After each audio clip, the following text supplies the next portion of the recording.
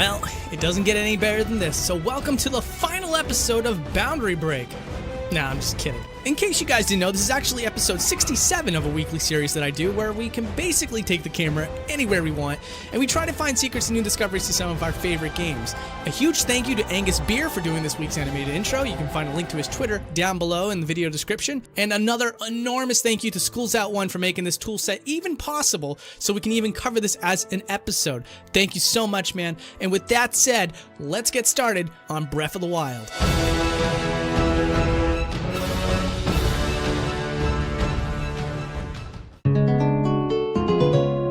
So the very first thing I want to look at is the very first thing I wanted to know about while playing Breath of the Wild, which was what is going on with Villia's face. The game gives hints that there's actually something underneath that veil so that Link can see Villia's true identity. But the player for some reason is never allowed to see this. We're even teased in the scene where the veil blows in the wind. However, thanks to Schools Out One, we can actually see Villia's entire face as well as the hair on Villia's head. And it's actually kind of surprising to me how featured Villia's face is, considering the fact that you never get to see it.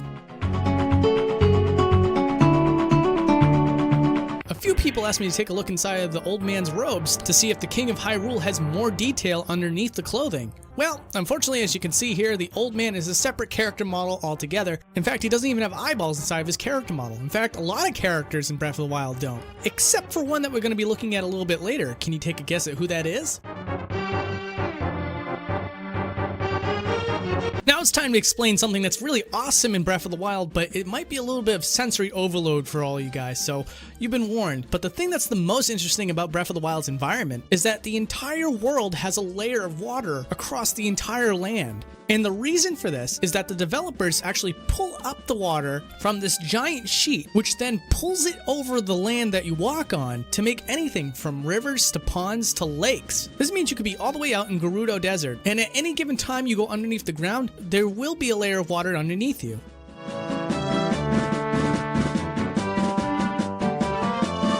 Some folks wanted to know what it would be like to actually zoom out of the shrines, and while there isn't really much to see here, it is kind of fun to notice that it's its own separate entity. Every single shrine exists in its own loading zone, so if you were hoping to zoom up and see the overworld map, I'm afraid you'd be mistaken.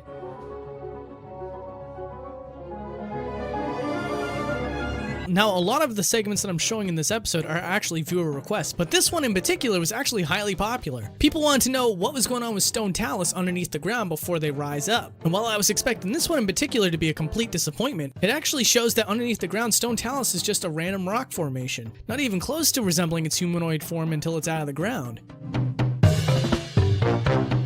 So collecting footage for the Great Fairy was actually really difficult. Now I won't get into specifics as to why that is, but if you're noticing that it's a little bit weird with the camera shots, it's because I was working with limitations here. Anyways, I'm still glad that I was able to get any footage of the Great Fairy because apparently below the Great Fairy's waist is a slug body. No, I'm just kidding. I think it's supposed to be like a flower wrap or something, but when you see the character model in full, it sure does look like a slug. And since these shots aren't the most ideal, I actually did get some screenshots from the character model rips sent over by Nekorun. Alright, now I want to talk about the Deku tree, and it kills me that I have to say Deku because my entire life I've been saying Deku and apparently I was wrong. But anyways, let's start off with the Lost Woods. When we're able to get rid of all the clouds that cover up this entire area, we can actually see the Lost Woods in full, which is kind of nice because even when you're in the Lost Woods, they try to mask the entire environment with deep, thick fog. And fog is one of my least favorite things as a guy who hosts a show called Boundary Break, because you will see far less detail with it. But thankfully, once again, thanks to Schools Out One, fog is not an issue in this episode. So when we get to the Great Deku Tree itself, we can actually look at the entire tree in full, which again is something that's kind of difficult to do, but more importantly, we can actually see inside of the Deku Tree, which actually has two secrets to hold. The first one we'll start off with is the fact that there's actually some flowers growing inside of his mouth. Now this is not something you'd be able to see even if he was speaking in the cutscenes, which leads me to believe that this was a gag left by the developers. And the other thing worth noting is that the Great Deku Tree also has eyeballs. Remember when I mentioned that thing earlier? Yeah, you remember. Anyways, the Deku Tree has eyeballs, but no pupils or anything, so it's kind of unusual that it even has eyeballs, seeing as having eyeballs doesn't really do much for it in cutscenes or anything else. Hey, how about both of those bottomless pits in the Gerudo Desert? Now, there's one attached to a tower, and this one was a little bit difficult to kind of get you the full perspective of everything. If we move the camera in a different perspective, you can actually see that there's just a big black texture that's supposed to represent the bottomless quote-unquote pit. But that tower actually continues through that black texture. Now, here's one of the problems with this episode. I cannot move through water. But as you can see, the tower touches the water, and I just had to know how much deeper does it really go. Luckily, moving far enough back at a certain distance, we're able to see past the water texture and see just how deep it actually is. Which is honestly pretty surprising considering the fact that the player would never be able to see anywhere close to how deep it actually goes. The other pit is the arena with Master Koga. Now, some of you might already be asking, what does it look like when Master Koga falls in the pit? I'm going to assure you right now, he's not in there after the cutscene plays through. But I can show you the depth of this actual pit. And from a side view, it looks pretty awesome. But of course, folks are going to want to know what it looks like when you actually go through the pit. And even though there's no obligation to do so, the developers actually did put a bottom into this pit. So I guess in both cases, these are not bottomless pits. These are actually pits with bottoms. You know, just in case your friends try to say otherwise.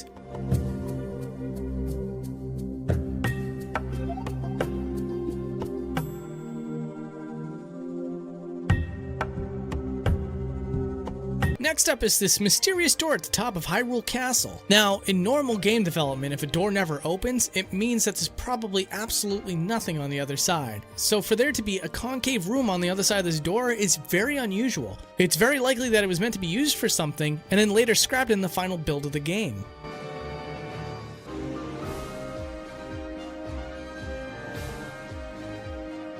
So most people aren't dumb. They've pretty much figured out, without any help from me at all, to figure out that when you go inside of a divine beast, it pretty much loads a separate area, or at least it seems that way. So a lot of people are asking me what exactly is going on outside of the boundaries when you're inside of a divine beast. And well, I really can't get away with just telling you that there's really not much going on out there. I'm just gonna have to show you with each and every single one. And we'll start off with the elephant divine beast, Varuda. When we go outside of the boundaries with Varuda, it looks like really nothing's changed. It looks like the entire world of Hyrule is still out there. But there is one major difference. It turns out that Hyrule will not load normally for you. Instead, the entire land is in low poly mode, which means that if it's in low poly mode, Link can't stand on any of the ground. But this does give us an excellent opportunity to see certain areas in low poly mode without it loading into the correct polygon count. Like for example, the Zora domain here. Now we can just take our time and look at it in all of its low poly glory.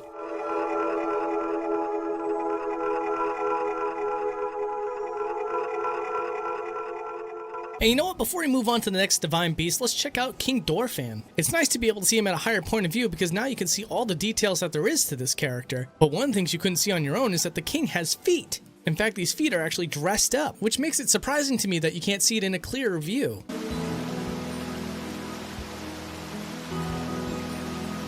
Now let's move on to Vanaboris and try the same thing. As you can see here, once again, it's all just a low poly Hyrule. But let's not leave the desert just yet. In fact, let's address something that we've been ignoring all the way up to this point, which is the land outside the borders. Probably the most highly requested area that people wanted me to look at outside of the borders is in Gerudo Desert. Now I have to admit, for every area that we're going to be looking at outside the borders, there's just not a lot to look at here. It's just really interesting to see that there is a fully connected land here to compose a believable world. The only thing is that when your character starts walking outside those areas, it's not inhabited with anything. So there isn't a whole lot to look at.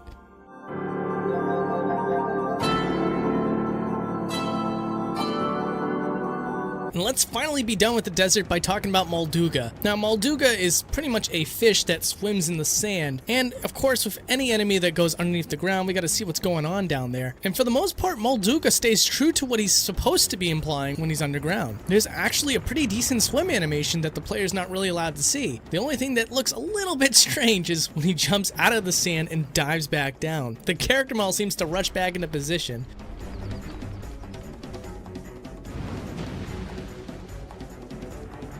Now this is probably the most unusual request. There was actually someone on Twitter that showed me an image of where the two observatories actually meet in their line of sight. So I went ahead and checked it out for him, and I couldn't really find anything in that exact coordinate. I mean, I'm kind of just guessing because the map doesn't really seem to follow you at that point. But for the most part, there really wasn't anything out here. In fact, the one thing that's really neat though is that the developers seem to reuse shadow textures that were made for certain structures and buildings throughout the entire world. For a moment, I thought these were shadows for all new buildings buildings, but unfortunately that's not the case.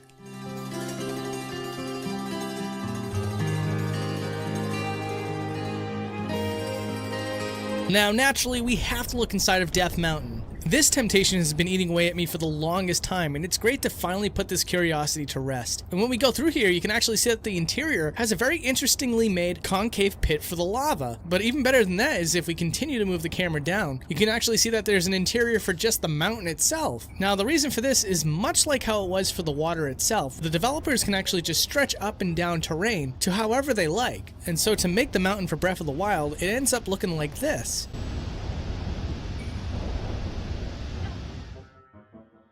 So, I know I said that I would look at all 4 divine beasts, but for the sake of saving time, I'm just going to skip over to the one divine beast that actually does things a little bit differently, and that's Vah Rudania. See, with Vah Rudania, you don't get the entire Hyrule. Instead, he gets his own arena that's supposed to look like it's in the inside of a volcano. But as we know from the clip that we just saw, this is a much different looking interior to a volcano than the one that's actually in Hyrule.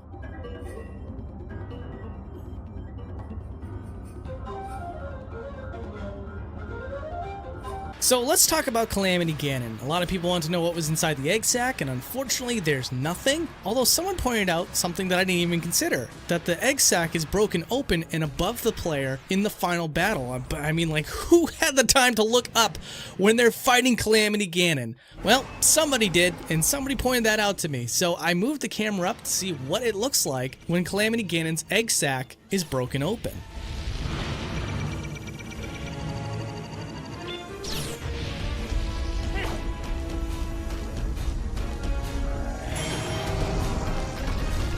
Now it's time for the moment that I think a lot of us were waiting for. It's a full zoom out of the entire land of Hyrule in Breath of the Wild, which also happens to include the entirety of the out of bounds areas. And a fun little fact, the only reason why the Wii U can actually handle seeing all of this at once is because when you move a far enough distance away, the environment starts to become more and more minimalized. A lot of what you're seeing down there are 2D textures for trees, buildings, and whatever else. And people and monsters are unloaded entirely. You know, it's amazing to me that in over 30 years, in several games over several generations, The Legend of Zelda proves that no matter how modern our sensibilities get, the urge to explore and seek out adventure is something that'll never leave the hearts and minds of any gamer of any day. Even if you explore every single nook and cranny of every single Zelda game that's out there today, there's always a new adventure right around the horizon.